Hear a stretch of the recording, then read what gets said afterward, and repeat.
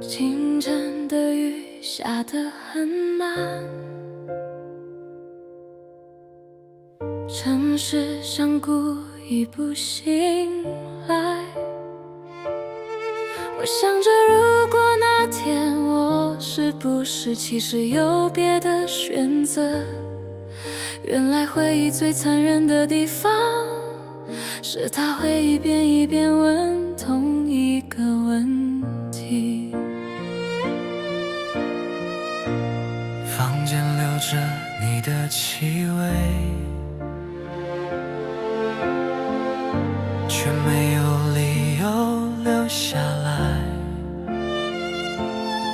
我一边怪你沉默，一边怪自己没有追上去。那些没有说出口的话，现在全都变成指控，我们不是没爱，只是都在等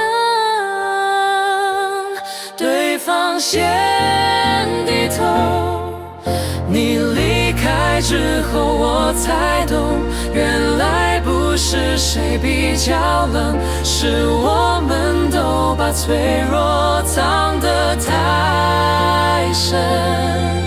你离开之后，我才懂，沉默也有重量，只是那时候我们都低估了它。